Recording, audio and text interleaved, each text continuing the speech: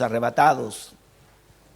Y es algo que tal vez en 20 minutos, en media hora, no se puede hablar en la totalidad de todo este tema, pero por lo menos nos queda la reflexión de entender de que algo sobrenatural va a ocurrir y que nosotros tal vez no necesitamos saber ciertos detalles, pero sí saber que nos vamos con el Señor. Lo más importante es que tú te sientas seguro. ¿Cuántos se sienten seguros de eso? Que nos iremos con nuestro Dios. A veces uno puede leer y estudiar y entender muchas cosas, pero al fin lo importante es el corazón del hombre con Dios. Cuando existe comunión con Dios, entonces eso lo cambia todo, eso lo transforma todo. Y como sucedan las cosas, solo están en su perfecta voluntad. Porque aunque nosotros tratemos de ir a lo profundo de los detalles, nunca lograremos entender en su totalidad lo que realmente va a suceder. No estamos en nuestra mente todavía para comprender muchos detalles. Uno lee y lee, yo he leído varios libros y cosas interesantes, pero muchas cosas todavía quedan como en suspenso. Pero ¿cuánto le dejan todo al Señor? Usted y yo debemos servir fieles al Señor. Y como es importante es que tu nombre y mi nombre esté inscrito en el libro de la vida y del Cordero. Eso es lo más valioso, eso es lo más importante, porque lo que hace Dios es darnos alguna luz de cómo en parte sucederán las cosas. Pues bien, ahora quiero hablarles de que Dios está en su trono sentado. Veamos lo que nos dice la Biblia, lo que ve el apóstol Juan. ¿Qué significa que Dios esté sentado sobre un trono? Bien, hay muchas cosas que describirlas claramente de Apocalipsis a veces nos van pareciera que enredando un poco más, pero trataré de ser lo más práctico posible para que podamos comprender en parte lo que significa cada detalle de lo que está ocurriendo y de lo que Juan realmente está viendo. Recuerde que Juan lo que tiene que hacer es traspasarnos toda una visión de algo glorioso, de algo que él nunca antes había visto. Ni siquiera está en la imaginación de algún hombre o de una persona sabia. La sabiduría del hombre está limitada, no la de nuestro Dios. Así es que Juan se encuentra con toda esta visión gloriosa. Y por eso que Juan lo describe allí. Así es que lo que tenemos es lo que debemos entender y comprender con claridad lo que Dios nos está hablando y diciendo en esta hora. Ahí sí. Entonces, lo primero que vamos a ver es esto, que Juan fue llevado al cielo donde vio un trono y a alguien sentado sobre él. Él relata con asombro total, porque nosotros hemos visto muchas películas donde vemos reyes sentados en sus tronos y los grandes productores de la televisión tratan de revelar en su imaginación cómo podría ser alguien sentado en un trono. Y fíjense ustedes que muchas veces el trono identifica al rey que está ahí. Si es un trono feo, horrible, con monos allí o con fierro, pareciera que es un rey, ¿no es cierto?, terrible, malo. Pero si está lleno de alfombra, de cosas bellas, entonces como un rey más sano o más abuelo, más joven, depende. Incluso si tú lees también aquí en el libro de las crónicas y los reyes, ahí vas a ver a varios reyes. Y varios reyes buenos y otros malos. Incluso habían algunos reyes que iban muy bien, pero terminaron muy mal. Que no seamos nosotros así. Cientos de creyentes parten muy bien, pero ¿cómo terminan? Pero no solo allí. Veamos gente que comienza un negocio y termina mal. Otros comienzan una vida familiar y terminan mal, y así. Pero hay cientos que terminan bien. Y nosotros somos de los que comenzamos algo y terminamos bien. ¿Por qué? Porque estamos en las manos ¿de quién? De un Dios todopoderoso. Y escucha esto. ¿Por qué nos tendría que ir bien? ¿Porque somos buenos? ¿Somos los mejores? ¿Lo estamos haciendo bien? No. Porque Dios sigue sentado en su trono. Y nosotros somos sus hijos. Y Él está preocupado de nosotros. Así es que vamos a leer lo que dice ahí. Si usted quiere abrir su Biblia, le sale más cómodo, si se alcanza a leer en la pantalla. Apocalipsis capítulo 4, desde el versículo 1 al versículo 4. Vamos a tener en sentido general aquí. Vamos a tal vez no tocar todos los detalles, pero sí puntos importantes de esta lectura. Vamos a comparar con otras que están en la Biblia, una que vamos a ver en el libro de Ezequiel, y también lo que nuestra pastora Elizabeth nos ha estado enseñando algunos domingos con respecto a Isaías, capítulo 6, versículo 1 en adelante. Ahí hay varias cosas que nos muestran también lo que es una visión de un trono. Fíjese que lo que ve Isaías, lo ve casi 600, 700 años después, lo ve Juan. O sea, habían pasado muchísimos años, pero veamos para nosotros esta enseñanza. Dice, después de esto miré, y aquí una puerta abierta en el cielo. Y la primera voz que oí como de trompeta hablando conmigo dijo, sube acá y yo te mostraré las cosas que sucederán después de esta. Y al instante yo estaba en el espíritu y aquí un trono establecido en el cielo y en el trono uno sentado. Y el aspecto del que estaba sentado era semejante a piedra de jaspe y de cornalina. Y había alrededor del trono un arco iris semejante en aspecto a la esmeralda. Y alrededor del trono había 24 tronos, y vi sentados en los tronos a 24 ancianos vestidos de ropas blancas con coronas de oro en su cabeza. Esta es una visión, una imagen. Aquí Juan dice en el Espíritu, es decir, el Espíritu Santo toma a Juan y lo lleva y lo traslada a un lugar. La puerta indica una entrada principal, un acceso exclusivo para alguien que solamente se puede acceder si el que está dentro, el Señor, permite que entremos. Por eso hay cosas que aunque las leamos y las estudiemos, si Dios no nos abre una puerta para entrar y ver ciertas cosas, nunca las veremos. Pero si Dios quiere, te va a abrir puertas para que veas cosas de Dios o cosas secretas de Dios, o te revele cosas que tú necesitas saber. Solo Dios lo va a hacer. Dios también a través abre puertas para que cuando tú leas las Escrituras puedas entrar a la presencia de Dios y ver una palabra para tu vida. El dueño de casa dice, no voy a abrir la puerta. Si es que el que golpea, aunque golpee o grite toda una noche, si el que está dentro no quiere abrir la puerta, tú no puedes entrar. Y aquí que vemos el deseo de Dios de que el hombre conozca su gracia, su voluntad, su trono, dónde está Él.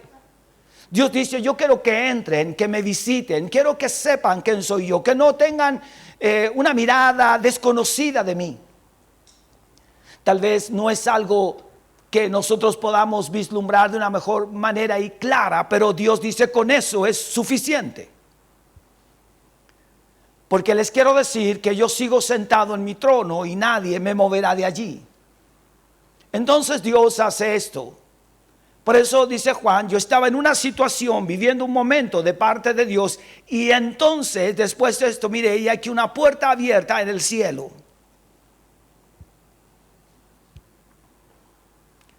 Dios dice, yo abriré ventanas del cielo, yo derramaré bendiciones hasta que sobreabunden.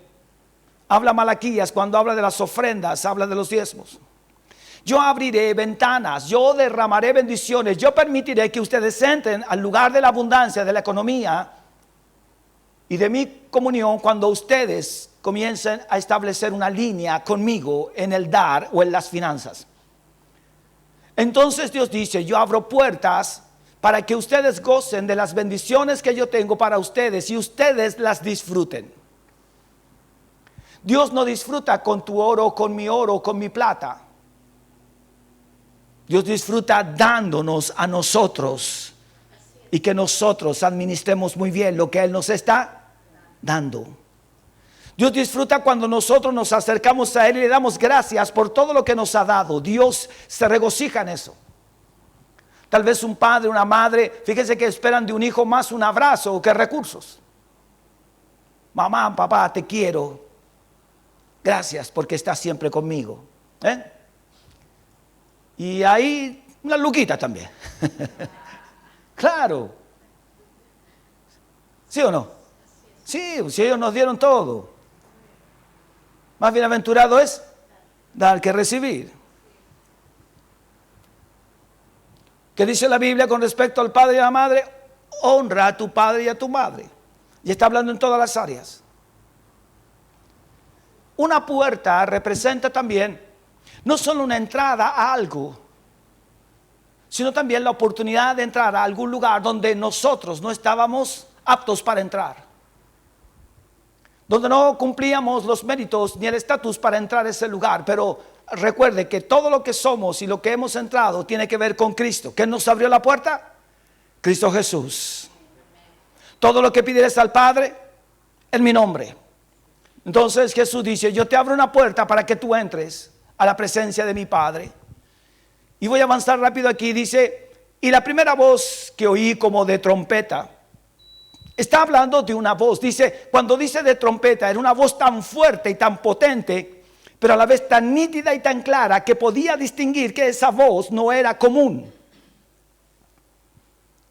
Es una voz que está hablando, dice, con autoridad. No es una voz carraspeada como la nuestra, no es una voz apagada, es una voz clara y nítida. Cuando Dios habla por medio de su palabra, Dios habla claramente. Dios no habla distorsionadamente. No entendí. No, Dios lo que dice está para entenderse. Los que no entienden a veces es porque no quieren entender, porque permiten que lo suyo, lo humano, le gane a lo que es la palabra, y la palabra es vida. Y cuando yo permito que la palabra brille en mi corazón, en mi mente, entonces oigo claramente la voz de Dios diciéndome: apártate de eso. Busca mi rostro, lee mi palabra, júntate a los santos, reúnete en el templo, conoces los horarios, yo estoy ahí. ¿Se da cuenta? Es el llamado de Dios. Así es que Juan podía oír con claridad, pero con fuerza. Increíblemente, si se apaga el micrófono, ¿se dan cuenta cómo cambia mi voz? Y yo puedo hacer esfuerzos para hablar más fuerte, pero ¿quién va a terminar mal? Yo. ¿Se dan cuenta de eso? Dios no tiene problemas. Y este aparatito, pucha, que nos sirve. Nos ayuda a una enormidad. Pues bien, Dios dice: mi voz es tan clara y tan fuerte que todos la pueden, donde estén, en cualquier rincón del universo y de la tierra y debajo de la tierra, todos pueden oír mi voz. Y Satanás lo tiene clarito. Dice: hablando conmigo, dijo, sube acá y yo te mostraré las cosas que sucederán después de esta. La palabra subir tiene que ver con ascender a algo en lo cual todavía no te permite ver. Que entremos a los atrios de nuestro Dios, a la presencia de Dios, es una cosa, pero que Dios nos permita subir un escalón más, eso es otra cosa. Lo mismo que sucedía con Isaías. Entonces nunca había visto algo como lo que vio en el capítulo 6. Fue subido de la situación en la que estaba y puesto en un lugar de privilegio para ver cosas que antes no había visto. Y a veces Dios te va a abrir la mente y el corazón para que entiendas cosas y veas cosas que tal vez antes no habías visto. Yo creo que todos los que estamos aquí en algún momento, cuando lee la palabra o ora al Señor o escudriña o pasa el tiempo y suceden cosas, uno dice: verdaderamente, Señor, yo no lo había visto así. Pero te agradezco que me hayas mostrado la realidad. Y uno, ¿cuánto le dan gracias al Señor por eso? Porque a veces, como dice la gente, estaba ciego, no quería ver. Hasta que Dios nos tiene que elevar un poco. Es como un muro que nos impide ver y Dios nos levanta y nos dice: ve la realidad. Y Dios nos dice: ve el mundo. Este mundo no va a mejorar ni va a cambiar mientras no vuelvan su corazón a mí. Así es que nuestra mirada debe estar puesta en Jesús. Como dice el libro de los Hebreos, el autor y consumador de la fe. Dice: sube acá y yo te mostraré las cosas que sucederán después de estas. Y al instante yo estaba en el Espíritu, y aquí un trono establecido en el cielo, y en el trono uno sentado. Y el aspecto del que estaba sentado era semejante a piedra de jaspe y de cornalina. ¿Por qué entonces Juan dice esto?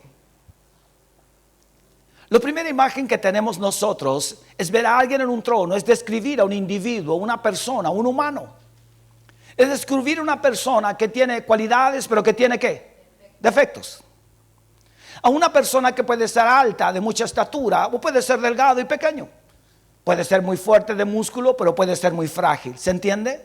Entonces Juan dice, no les voy a describir a un ser humano, porque Dios no es un ser humano. Les voy a describir la belleza y la grandeza de Dios, que es indescriptible. Es decir, nadie lo puede ver tal como Él es. Porque Dios es sobrenatural. Él es todopoderoso. Él todo lo llena, Él todo lo escudriña. No hay lugar donde Él no esté y donde no lo vea. Dios todo lo ve.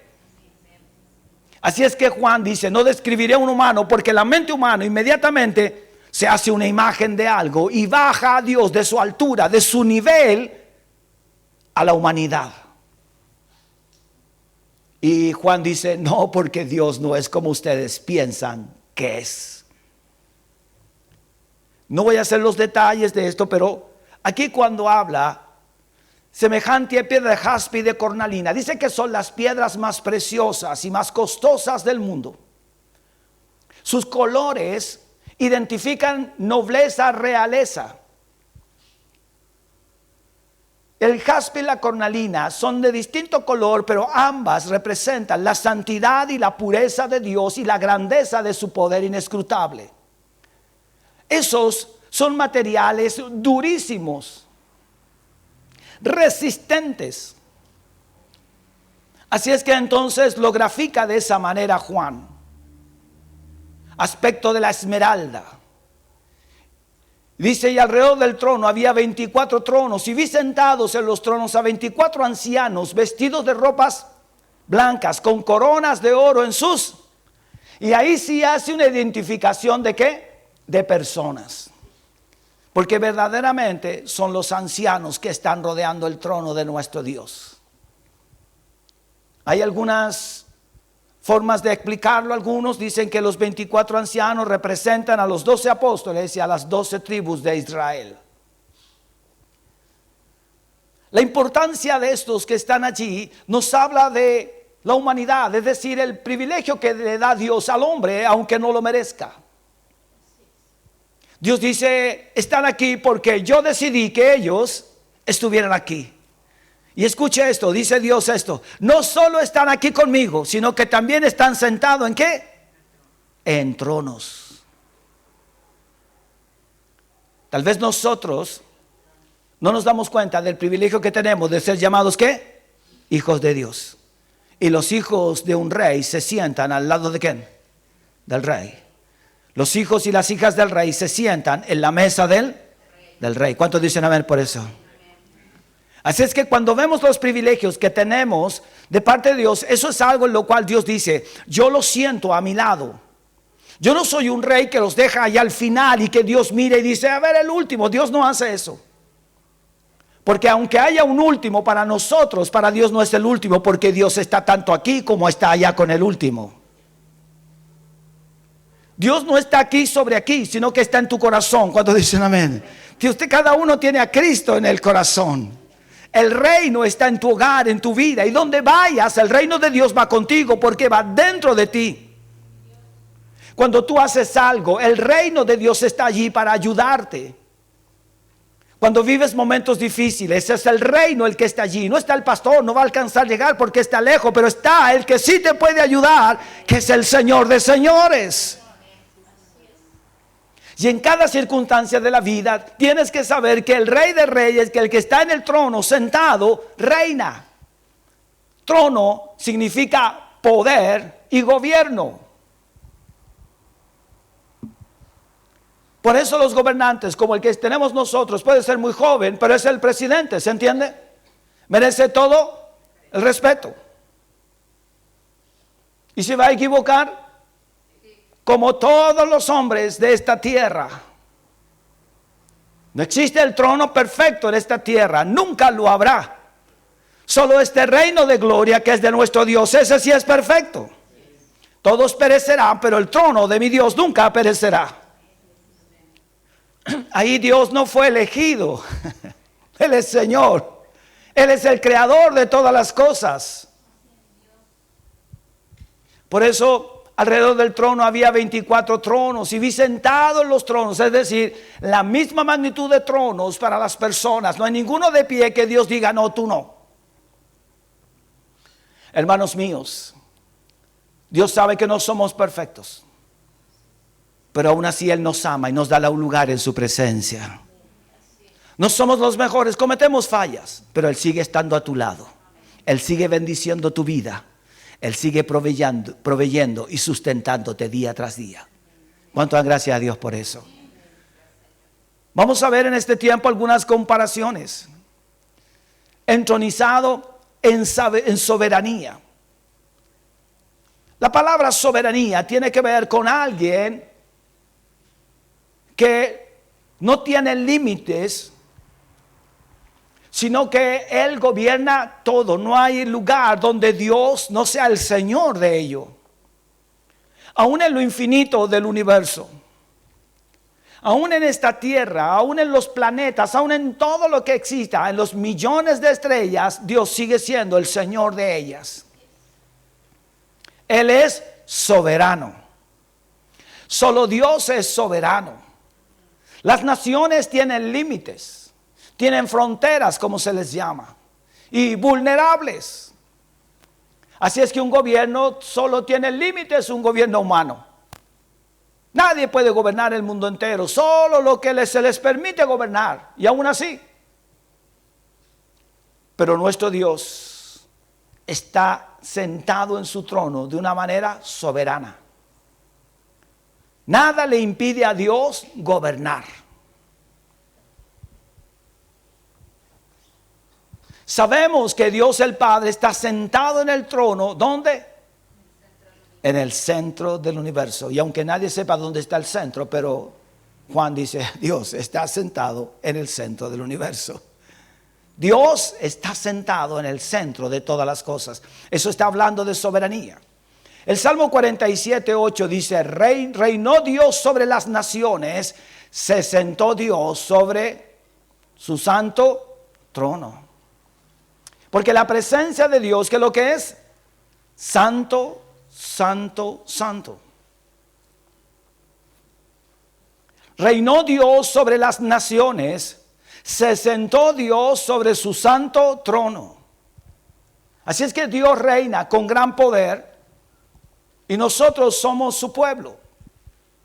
También sabemos que Dios el Hijo se sienta a la diestra del Padre en el trono, en el centro del universo.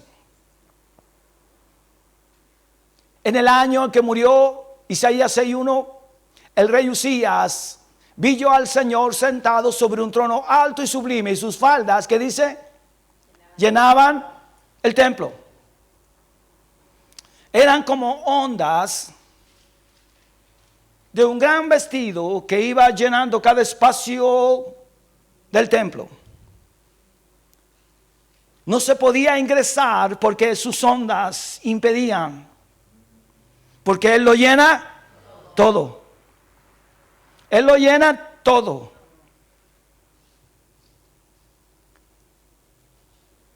Y aquí lo que está diciendo Isaías, cuando todos llorábamos y lamentábamos por la muerte de un rey, Dios nos dice, ¿por qué lloran tanto por un rey? Si el verdadero rey no ha muerto. Él sigue vivo. ¿Cuántos saben que Cristo vive y reina para siempre?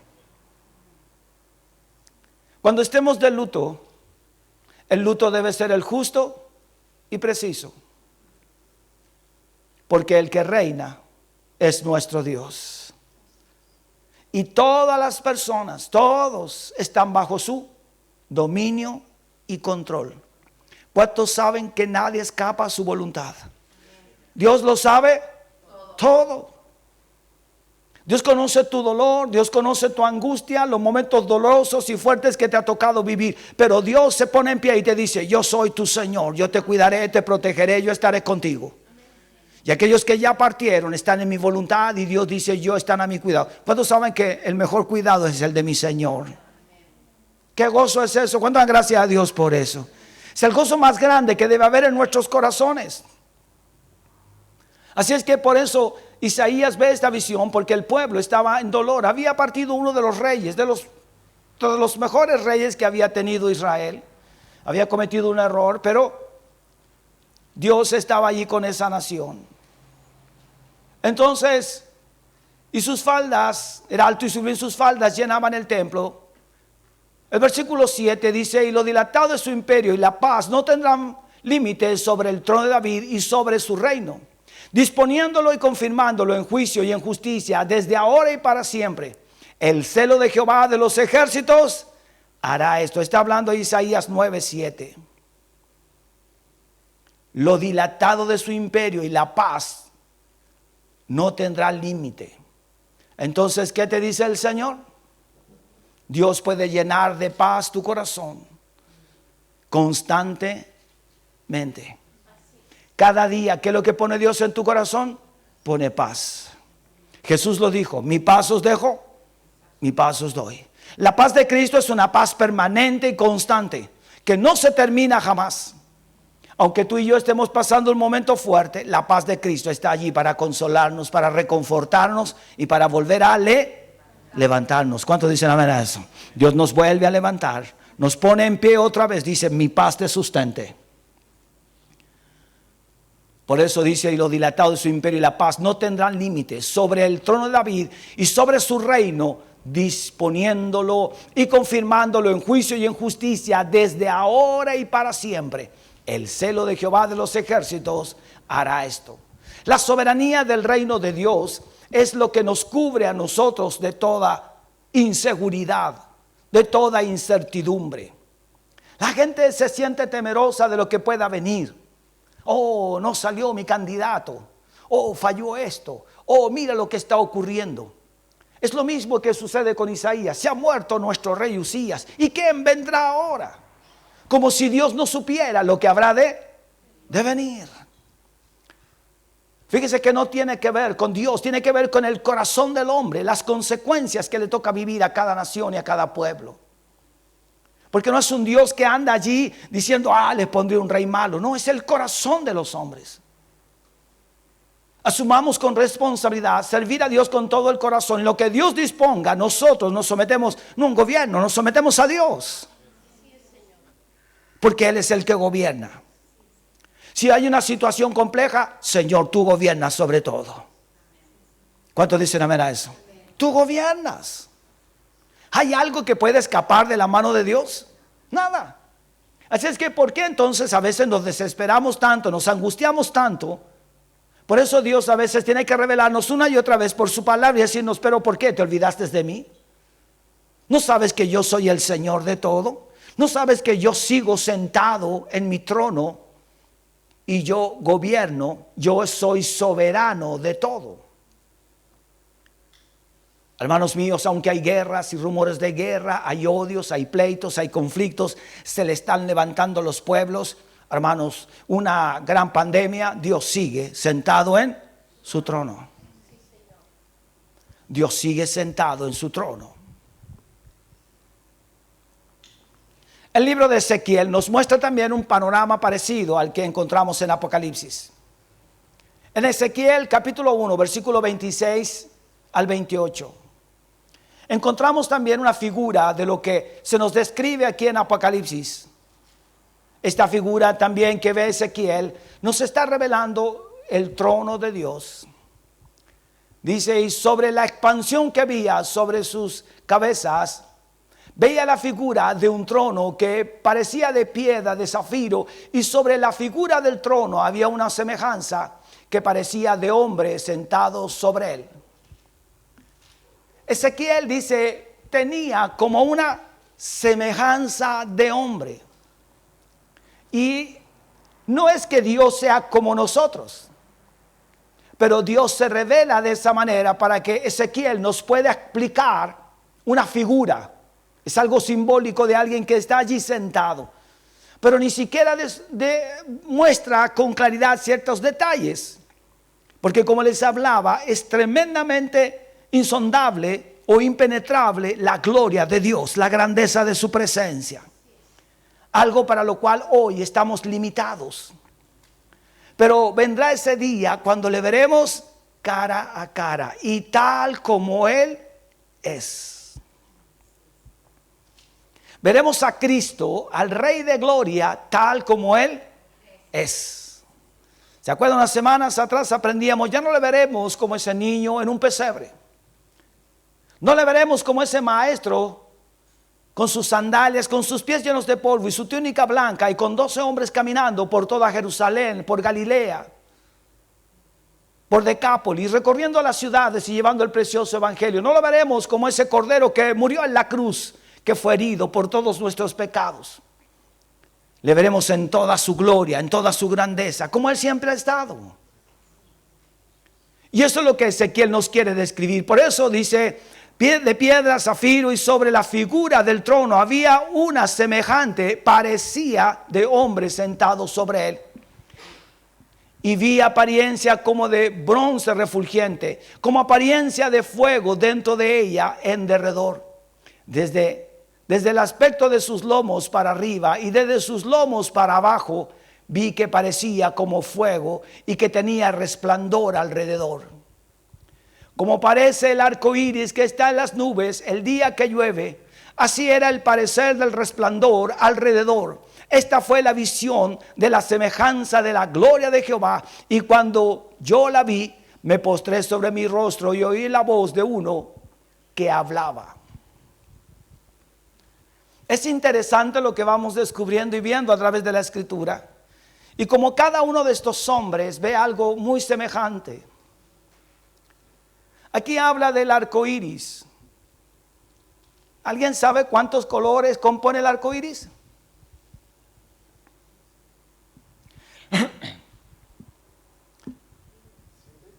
Exacto, 7 colores. El arco iris está compuesto de 7 colores, pero lo que está viendo aquí no tiene que ver con 7 colores, sino que está viendo con una multiplicidad de colores indefinidos. ¿Y qué es lo que hace entonces Ezequiel, al igual que Juan? Describir algo que él ya conocía.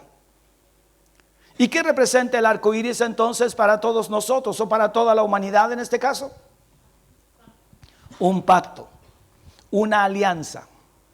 Cuando ve el arco iris, Ezequiel como Juan nos están diciendo, este es el Dios de pactos, el Dios que cumple sus pactos. ¿Cuántos saben que Dios cumple lo que ha prometido? Por eso él ve este arco iris y está allí este arco iris para decirnos a todos nosotros, yo soy el Dios de todos los pactos. Lo que he prometido en mi palabra, dice Dios, yo la cumpliré. Y cumpliré cada palabra dicha por amor de mi nombre, dice la Biblia, de mí mismo, porque Él cumple. ¿Sabía usted que Dios no puede hacer una promesa sobre otra persona porque no hay nadie más grande que Él? Por eso dice sobre mí mismo. Por eso cuando habla de sí mismo es porque no hay nada, nadie más grande en quien Él pueda afirmarse. Por eso dice, lo haré por amor a mí mismo, porque yo soy grande y poderoso. Y dice Dios, yo lo que prometo lo cumplo porque Él lo puede hacer. Él puede cuidar, proteger, bendecir y prosperar. Él puede hacerlo todo. No hay nada que Dios no pueda hacer. Está en su mano el guiarnos y bendecirnos. Rápidamente para avanzar y que no nos quede un poco esta perspectiva, veamos Apocalipsis, ahí vamos a ir a la Biblia. Apocalipsis capítulo 5.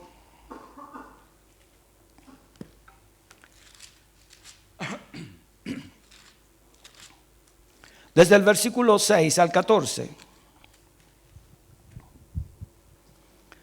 Apocalipsis capítulo 5, desde el versículo 6 al versículo 14. Voy a leer para que vamos todos leyendo y pongan sus ojos sobre la escritura. Y miré y vi que en medio del trono y de los 4 seres vivientes y en medio de los ancianos estaba en pie un cordero como inmolado, que tenía 7 cuernos y 7 ojos, los cuales son los 7 espíritus de Dios enviados por toda la tierra. Y vino y tomó el libro de la mano derecha del que estaba sentado en el trono. Y cuando hubo tomado el libro, los 4 seres vivientes y los 24 ancianos se postraron delante del cordero. Todos tenían arpas y copas de oro llenas de incienso, que son las oraciones de los santos. Y cantaban un nuevo cántico diciendo, digno eres de tomar el libro y de abrir sus sellos, porque tú fuiste inmolado y con tu sangre nos has redimido para Dios, de todo linaje y lengua y pueblo y nación, y nos has hecho para nuestro Dios reyes y sacerdotes, y reinaremos sobre la tierra. Y miré y oí la voz de muchos ángeles alrededor del trono, y de los seres vivientes y de los ancianos, y su número era millones de millones, que decían a gran voz: el Cordero que fue inmolado es digno de tomar el poder, las riquezas, la sabiduría, la fortaleza, la honra, la gloria y la alabanza. Y a todo lo creado que está en el cielo y sobre la tierra y debajo de la tierra y en el mar, y a todas las cosas que en ellos hay, oí decir al que está sentado en el trono y al Cordero: sea la alabanza, la honra, la gloria y el poder por los siglos de los siglos. Los 4 seres vivientes decían: amén. Y los 24 ancianos se postraron sobre sus rostros y adoraron al que vive por los siglos de los siglos. ¿Cuántos dicen? Amén. Y amén. Gloria a Dios por eso. Una adoración constante, continua y permanente es la que existe en la presencia de Dios. Y es la que nosotros debiéramos hacer diariamente. Tener el tiempo de adoración y de alabanza a nuestro Dios. El trono se menciona 12 veces en este 4º capítulo de Apocalipsis. 12 veces se menciona la palabra trono. Está hablando entonces de algo seguro, claro, preciso. La reiteración indica que la posición del Señor Jesucristo es la de un rey investido completa autoridad, majestad y soberanía. Y Él está sentado en el trono con control absoluto de cada cosa que ocurre. ¿Dónde? En el universo. Si Dios está en control de eso, ¿no estará también en control de tu vida? ¿No estará en control de tu familia, de tu generación y de todos tus proyectos? Por supuesto, si Él está en control.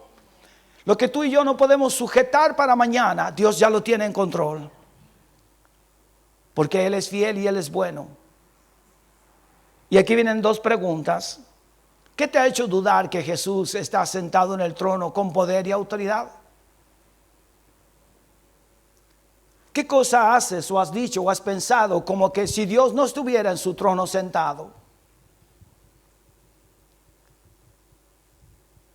No es necesario que a veces la digamos, pero recapacita, y todos tenemos que pensar que en algún momento actuamos como si Dios nos hubiese abandonado, o como que Él no está sentado en su trono, o tal vez esperando que Dios actúe y Dios no actúa, y pensamos: Dios, me has olvidado. Y Dios dice: no, yo sigo sentado en mi trono, sigo teniendo el poder de cada situación, de cada circunstancia. Jesús está sentado en el trono con poder y autoridad. No dudes de eso. Jamás dudemos de que Dios sigue sentado en su trono. Y aunque a veces suceda algo en tu vida que parece injusto, que a ti y a mí nos podían haber dañado, pero déjale todo a Dios. ¿Cuánto le dejan todo al Señor? Porque al final, ¿quién te pondrá en alto? ¿Quién te recompensará en público? Si nos humillamos delante de Él, Dios nos recompensará ¿en qué? En público. Vas a vivir y yo viviré todos muchas cosas difíciles y complejas. Nos amarán, nos apreciarán, pero también nos van a odiar. Hablarán bien, pero tal vez en algún momento van a hablar muy mal de nosotros. Y ese es el mundo en el que vivimos, esa es la verdad. Pero no nos vamos contra las personas.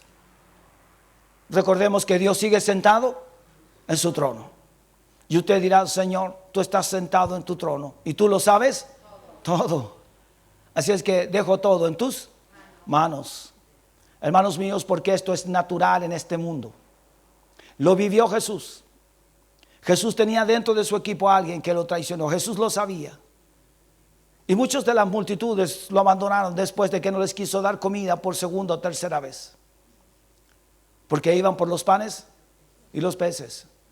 Pero Jesús seguía amando esas multitudes y nos sigue amando a nosotros. Y tú y yo estamos en las benditas manos ¿de quién? De nuestro Dios. Así es que, amados en el Señor, dejémoslo todo al Rey. Y aquí hay una pregunta, dice, ¿fue cuando el médico le dio un diagnóstico inesperado de una enfermedad mortal que exclamaste, Jesús, ¿estás en el trono?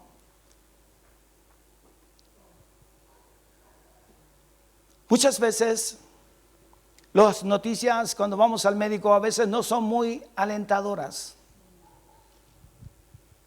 Pero a pesar de todo eso, no olvide que Dios sigue sentado en su trono. O tal vez hablen de la economía o de las cosas, del costo de la vida y todo lo que está sucediendo hoy, pero usted y yo no caminamos por eso. Nosotros caminamos en fe, porque sabemos que Dios sigue sentado. ¿Cuántos dicen amén a eso? Dios sigue sentado en su trono. Y lo último que quiero mostrarles, tal vez una pregunta que más de alguna mamá se hicieron, o más de alguien hizo sentir a su mamá algo. ¿Fue cuando tu hija adolescente y soltera llegó a casa y te dijo que estaba?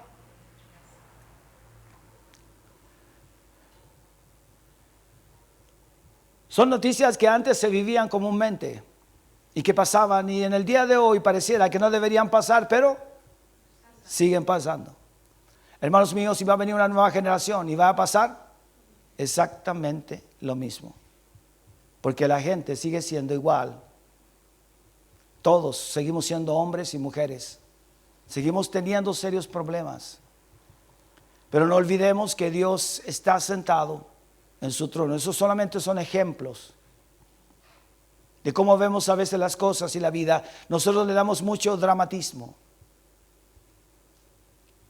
Por eso dice cuando entonces Isaías, en el año en que murió el rey Usías, es decir, estábamos tan tristes, estábamos tan apesadumbrados, murió el rey. ¿Qué va a ser de Israel? Y Dios dice, ¿por qué lloran? Ya, lloren un rato, pero basta, porque aquí el verdadero rey sigue vivo. Soy yo, dice el Señor. Y va a venir Usías, y va a venir otro, y otro, y otro. Y Dios seguirá siendo rey y Señor de nuestras vidas. Y van a ocurrir cosas, pero Dios sigue siendo el rey. Tal vez algo puede ser mañana, bueno, malo, no importa. Dios sigue siendo el rey. Dios está sentado en su trono, hermanos. Dios sigue gobernando. Así es que tenga fe y confíe en el Señor. Y cuando haya noticias que no son buenas, usted diga, yo sé que mi Dios reina. Y Él está conmigo y Él jamás me dejará. ¿Cuántos reciben fuerzas esta noche en el nombre del Señor? Que Dios aliente su vida, mi hermano, mi hermana. Que Dios fortalezca cada área de vosotros. Quiero que incline su corazón allí delante de Dios.